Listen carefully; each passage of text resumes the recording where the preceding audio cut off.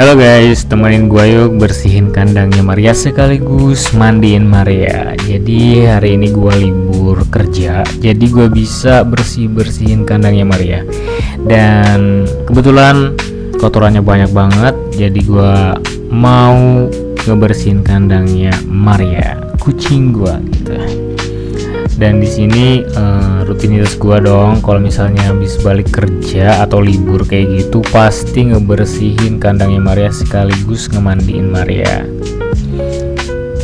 Ya beginilah kegiatan papa anak satu. Wak wak wak. Dan nggak lupa kita ganti pasir yang baru, dan by the way ini pasirnya aromanya itu fruity, ada kopinya juga, jadi aromanya harum banget.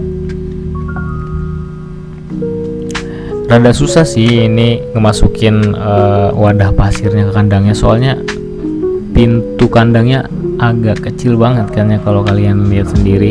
Dan ini makanan Maria Excel khusus buat anak kucing. Karena dia belum dewasa jadi dikasih yang khusus buat anak kucing guys, biar dia cepat gede ya. Dan gak lupa juga air minumnya dia.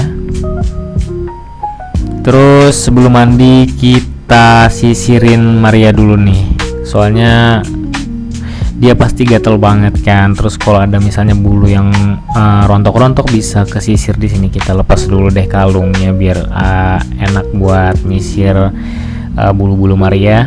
Terus juga mandiin sekalian, jadi kalungnya harus dilepas dulu. Dan ini kebetulan bulunya lumayan banyak numpuk di sisirnya. Dan look at that, banyak kan. Dan sekarang time to take a bath Maria. Dan gak lupa pakai sabun khusus kucing atau anjing kayak gitu kan ya, biar bulunya itu tetap terjaga, nggak rontok juga. Dan by the way jangan gagal fokus ke gayung yang gue pakai karena gagangnya itu patah guys. Dan di sini Maria agak sedikit sensitif kena air, dia mau kabur-kabur terus. Dan gue literally geli banget megang kucing yang basah kayak gini. Tapi ya mau gimana lagi, gue harus mandiin dia dong guys. Apalagi buntutnya kayak ular. Gue paling geli sama yang namanya ular. Ular yang gede biasa aja sih, yang kecil-kecil yang geli kayak gitu, kayak cacing misalnya.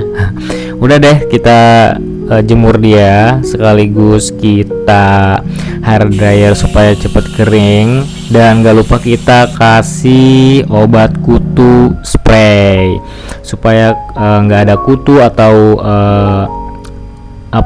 telur kutu yang tumbuh di badannya Maria kayak gitu, juga bisa ngebunuh kutu. Kita gak lupa juga masangin kalung Maria lagi, dan kita masukin kandang. Pasti dia udah lapar banget kan, gue tahu sih. Dan ya dia makan guys, dan ya gitu deh, ngejilat-jilat karena badannya masih basah. Dan finally selesai. Thank you udah nemenin gue, bye bye.